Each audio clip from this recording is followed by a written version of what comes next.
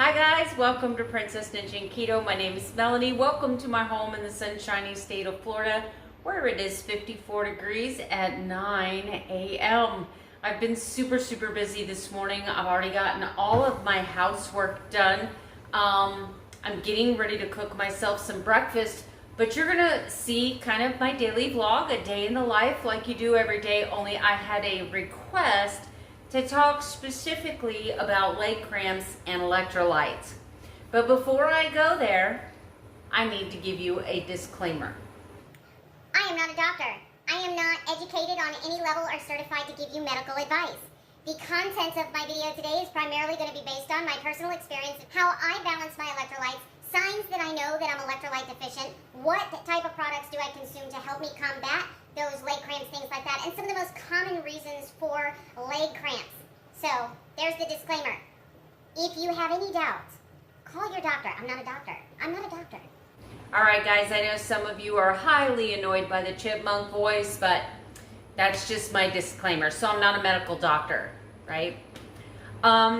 So there's a really good video out there by Dr. Ken Berry, the 7 reasons for leg cramps, right?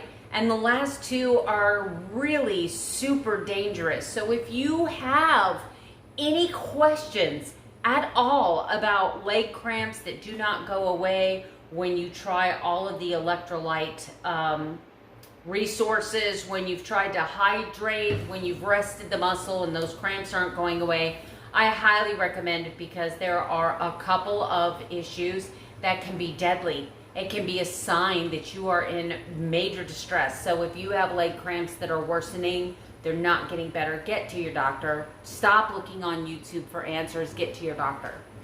Okay, so the biggest question that I get, and it's because most of my subscribers know that I work outside in the state of Florida, where the average summer temperature, ambient air temperature, is 98 degrees and the humidity is ridiculous. Anybody that's ever been in Florida, not during vacation season, during our hottest summer months, July and August, will tell you it is like a sauna here.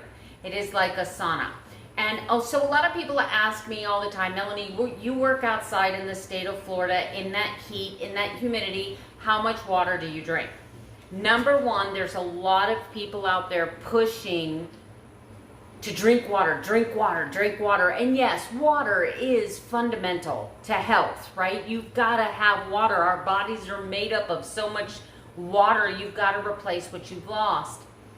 I'm going to ask people to follow common sense here, because you can hurt yourself drinking too much water.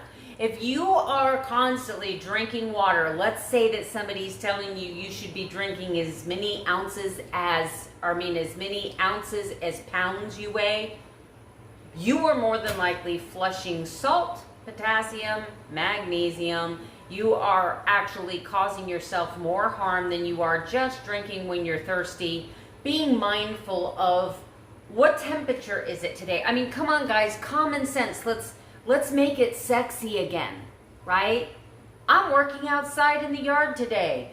It's 90 degrees outside. I'm digging a hole, exerting all kinds of energy. Maybe I should be drinking something with electrolytes in it, right? Let's use common sense. Drink, if you're thirsty, take a sip of water, right? Be mindful of how much caffeine you're consuming, because caffeine can dehydrate you. A lot of people will say, well, it's iced tea. It's almost all water. It's just a couple of tea bags, but caffeine will dehydrate you. All right, so we're going to talk about magnesium, potassium, calcium, and chloride.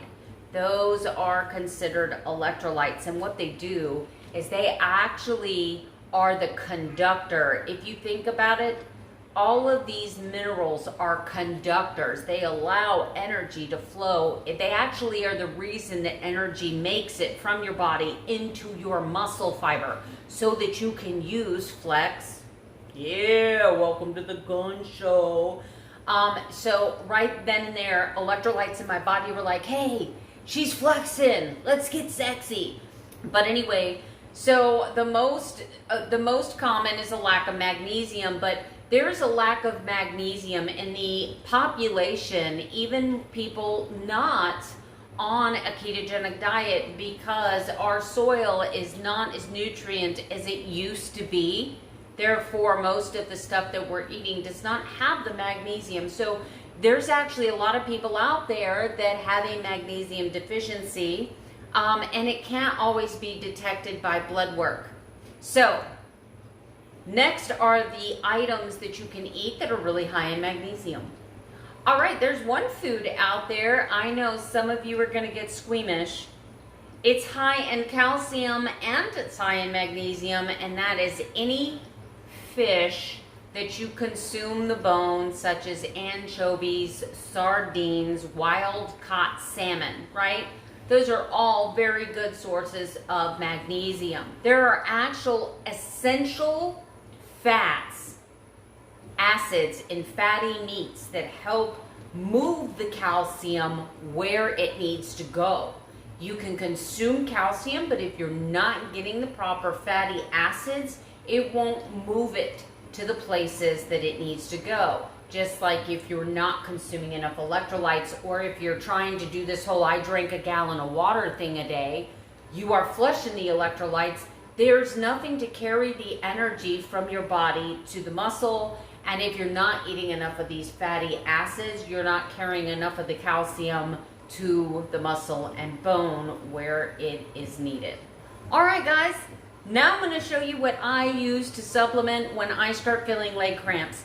I do not use supplementation on a daily basis until recently, when I had that muscle cramp in my thigh that was so intense it literally damaged the muscle. It was a muscle cramp in my thigh that lasted 6 hours. And like I said, one of the things for women you have to watch out for is if you get a cramp like that does not go away and it continues to worsen, you are at a risk of having a blood clot, which can become a pulmonary embolism, and that is usually not survivable. So I tried to make that positive, but that's why I'm telling you, go see your doctor. If supplementation with electrolytes, if this is something that's been going on for a long time, go see your doctor. First, most pickles, most brine for the pickles is high in sodium, very high in sodium. So a lot of times if I'm feeling a little tired, a little fatigued, I will literally take a sip out of this. And yes, there's hot peppers in there because I like it hot. My favorite, avocado mash. I am very, very mindful about avocado and their potassium contents. So I keep avocados in here all the time. If I start feeling a little tired, little muscle crampy, if I go to stretch and get a Charlie horse, man, I go right to the avocado. If I'm working out in the yard and I know I'm going to be sweating profusely, I go to the LMNT electrolyte, because it's going to make this taste like a very powerful Gatorade, but raspberry, of course. But there's 1,000 milligrams of sodium, so that can be a very quick way to help you start replenishing your electrolytes. All right, Ultimate Replenisher is another one of my favorites because it is very clean, but the downside is it doesn't have as much electrolytes as the LMNT does. So this is going to be for something just when I'm feeling fatigued, when I'm feeling tired, or when I want something other to drink than just plain water. Speaking of water, Keto Chow makes this very big bottle of electrolyte drops, and all I do is I put a squirt in this bottle and it turns this regular spring water into smart water. All right, this is the magnesium I take. According to my local health food store, this is the best magnesium, the most absorbable magnesium on the market. It is 100% additive free. There is nothing extra in this at all. So that's what I take for magnesium. When I first started keto, this was a lifesaver. This kept me from having a lot of the leg cramps. It is not pleasant. I'm not even gonna lie to you. This is not pleasant. But if you put just a little bit inside like a Gatorade that you already have, like a Powerade Zero, this is gonna boost the electrolytes, especially when you first start out. If you have a touch of the keto flu, sprinkle a little of this in some bone broth, heat it up. A little goes a long way, guys. This has got kind of a funky aftertaste, but it also has 640 milligrams of potassium per quarter teaspoon.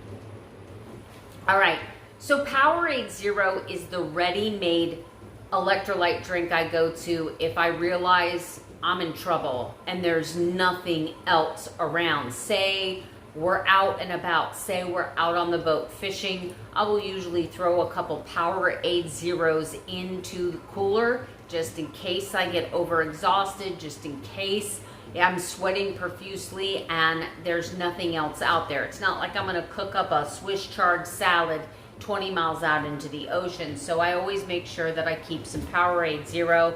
Not crazy about the ingredients in these Mio Sports, but these are like concentrated Powerade Zero. This is a berry blast flavor. And if I know that we're gonna be out and about, if I know I'm out doing yard work, sometimes I will cheat and just a squirt of this into a bottle of water and it's Powerade Zero. Or at least it feels like that to me. Last but not least is my absolute favorite, which is the Peach Mango Zip Fizz. This is not the cleanest product in the world, but it is the most delicious. It is the most delicious electrolyte I've ever had. And what I love about it is that one tube, one single serving is 920 milligrams of potassium. You have to use common sense with everything and consult your doctor if you can't have vitamin B12, if you can't have caffeine. This is loaded with caffeine. It's got vitamin B12, vitamin B6. So if you have like anxiety issues, if you have heart palpitation issues, if you have any blood pressure issues, please talk to your doctor before consuming any product like this. Guys, first meal of the day, I am having 2 sandwich roll-ups with roast beef, chicken, 1 slice of Munster cheese cut in half, 2 slices of pepperoni. I've got 1 teaspoon of mayonnaise in each roll-up. I have a hard-boiled egg and some guacamole. Guys, I got my pavers in. I got 2 trellises up and an empty pot for right now. But these are the pavers that I chose. And I left this corner notched out for this vine to grow up this wall. I have a white one over here. This is called a mandevilla vine. Very beautiful flower. And this one over here, which is a red mandevilla.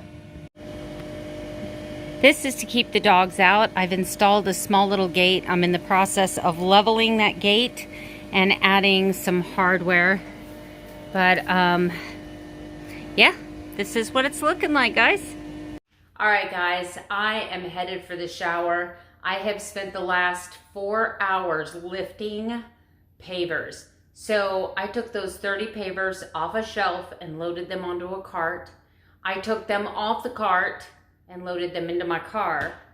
I took them out of the trunk of my car and carried them to the backyard. And then I picked each one up and laid it in place. So I am exhausted. If you think about it, I lifted 30 blocks to put them on the cart, 60 to put them in my car, 90 to take them to the backyard. So 120 times I lifted 1 concrete block today, a big paver, a 2x2 paver. So I'm exhausted. I am tired. I also had to do a lot of digging. I had to take the potato rake and I had to level the ground out. I had to dig the 2 holes, plant the 2 very large mandevilla vines. So it has been hot. Trying this new orange soda Zip Fizz. It is absolutely delicious, does not disappoint. I like it as much as I like the other citrus flavor. I think I might like this better. Once again, Zip Fizz is a choice. It's not necessary to be keto. A lot of keto gurus and doctors will suggest that you don't need to supplement anything at all. But again, look at the sweat. I've been working out in the yard in 85-degree heat, lifting concrete blocks. So I need a little extra sodium, a little extra potassium, a little extra magnesium, and a whole lot of shower and deodorant. Just saying. Guys, this is my dinner. It is 4 keto-friendly meatballs with pork rinds used as breadcrumbs. I put 2 tablespoons of Newman's Own Alfredo sauce and a 1/4 cup of mozzarella cheese. No matter how tired I am, they expect to be walked. So I'm out here with the pups, walking them before I wrap up this video. I had a really good day today. And let me tell you, doing those meatballs with the Alfredo sauce, the mozzarella, and the roasted garlic was just amazing. That was such an amazing meal. Even my husband loved it. I made him half and half. I did half of his meatballs in spaghetti sauce, and I did half of his meatballs in Alfredo. Just keep in mind, he's low carb and I'm keto. So he's doing 50 carbs or less, and I'm doing 20 carbs or less. So your pizza sauces, your tomato sauces tend to be a little bit higher in carbs and potentially higher in sugar. So watch that. But anyway, those meatballs were amazing. I only ate half of mine and then put the other half in the refrigerator. I'm just not feeling super hungry. Those were very, very filling. It wasn't a perfect page 4 day because you're only supposed to do 2 tablespoons of heavy cream a day, and I had probably 3 or 4 tablespoons of that Alfredo sauce, which is primarily cheese and cream, right? However, the only other fat I had was avocado, so I might be all right. All right, so I did have a tablespoon of mayonnaise, but the amount of physical work I did today, I don't think calories or fat matters.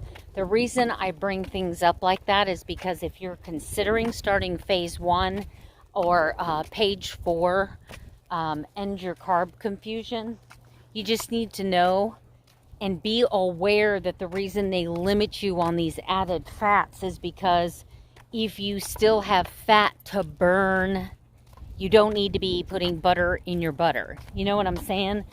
We're not staying away from fat. There's nothing wrong with a big fatty ribeye or a fatty pork steak or a fatty hamburger. There's nothing wrong with a little bit of cheese, a little bit of cream, a little bit of butter. But if you are doing a high-fat version of keto and you are not losing weight, I highly recommend that you send me an email, and I'll see what I can do as far as helping you through this way of eating. I know that I've been crazy. I haven't even responded to half the comments on my channel, but it's been a big transition, guys. Thank you for being so patient. Thank you for being so loving and supporting, and I'll see you tomorrow. I'm just gonna go now. I'll see you tomorrow with another daily vlog.